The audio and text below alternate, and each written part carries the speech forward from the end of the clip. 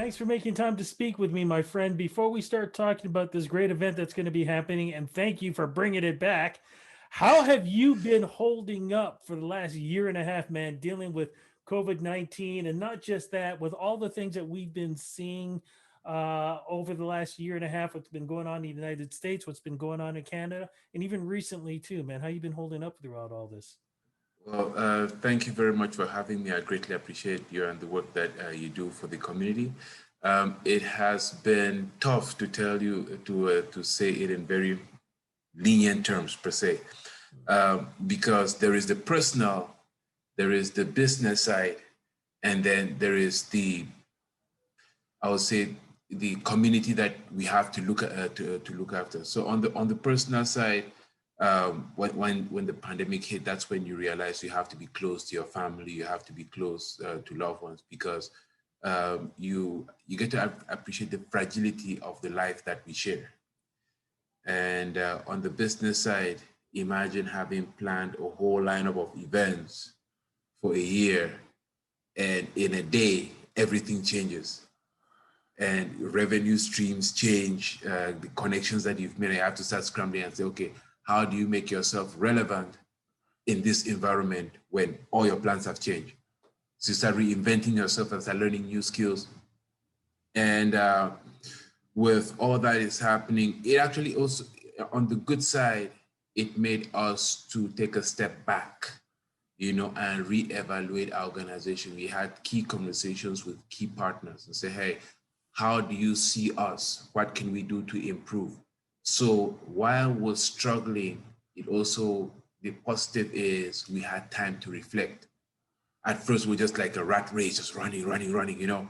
But now we could step back, think about things, which helped us a great deal. And then with what happened in the States with the murder of George Floyd, when that happened, it also turned the organization in another gear, because within our community, we started hearing comments like, you guys are not doing enough to make mention of the anti-Black racism that is going on in Canada. And our previous approach was, we do this through the events that we present, we talk about it. But listening to our community, we've now seen that we can do more. And it was great because it's not only people telling us that we can do more, but it's explaining how they would like to see it done. And not that other organizations are not doing it. They say, hey, you've got a voice, you've got a platform. It'll be nice to see our own do something good. So believe me, the pandemic has brought so many good things, even though through the challenges, we still survive and we thrive. Absolutely. Well, look, let's jump right into this. You have an event that's coming up. It's looking a little different this year because it has to do with drive-in. What is the event called, and what is going to happen with this event? Okay, yes. So this year we're still having AFROFEST. It is still AFROFEST, but now we're going to have two types of it. There is the AFROFEST online version, which is we got a studio, we brought artists in, and the artists are going to perform in the studio, who we can share with our audience.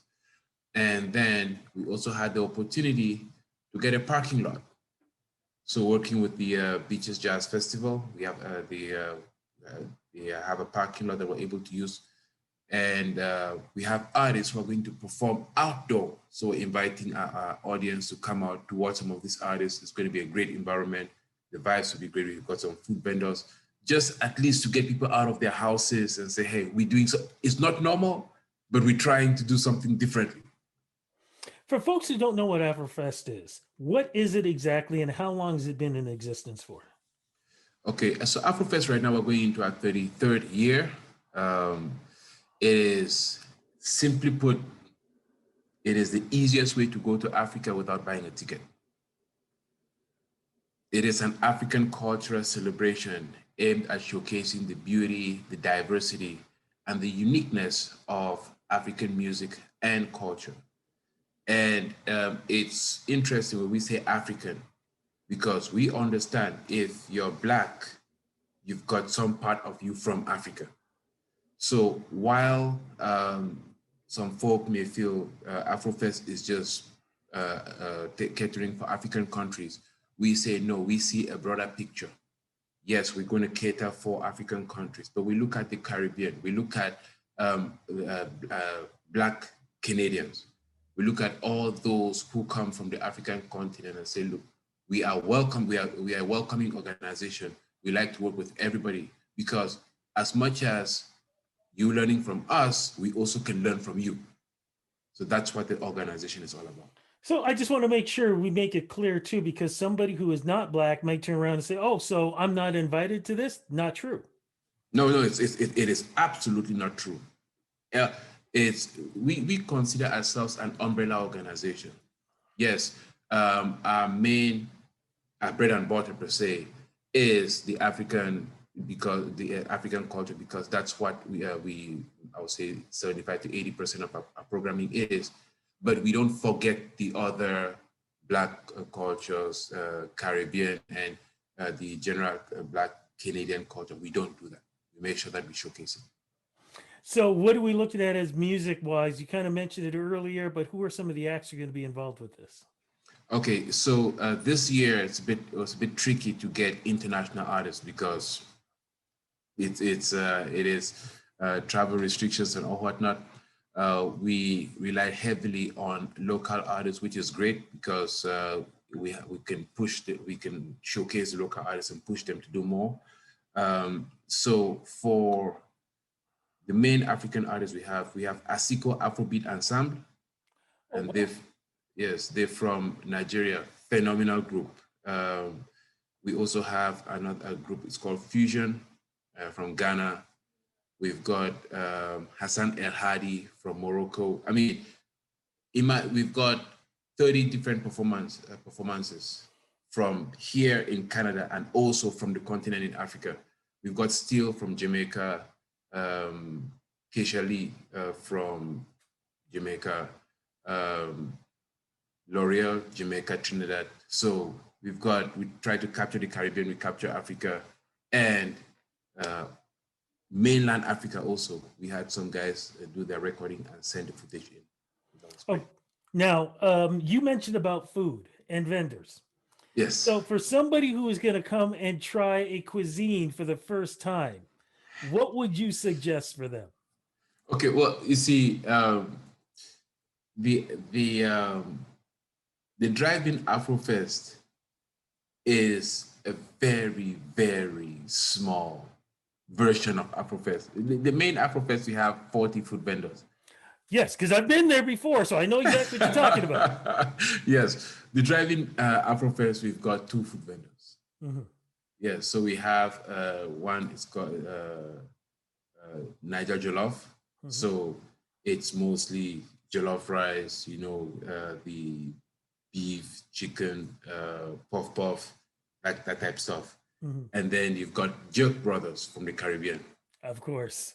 Yeah. So we mix the two. So no matter what, my belly's going to be full. No matter what, we got you covered. We got you covered. That's for sure. So how do we get involved? What days is this going to be happening, and how do we get involved? Is there tickets? How does this all work? Yes. So with the AFROFEST online, it's free every day between July 16th and 25th. But for so July 16th and then 19th to 25th, the AFROFEST online will be happening free of charge. You just go log on to our YouTube page. You can subscribe, and then every day at 8 o'clock, a new show is going to be uploaded, so you can watch it. No strings attached. But for the outdoor event, it's $25, the entrance fee, but it is $25 per car. So if you have 4 seat belts in the car, you're free to come in with 4 people. If you have 6 seat belts in the car, you're free to come in with 6 people. So it is $25 per car. And to get tickets, you can visit our website, www.afrofest.ca, and purchase tickets from there. Fantastic. Peter, thank you so much for speaking with me. Thank you for continuing this event, because it's something we need.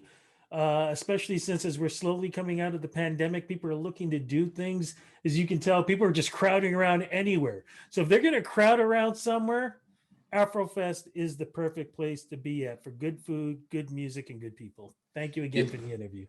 thank you very much for having me, and I appreciate the work that you do.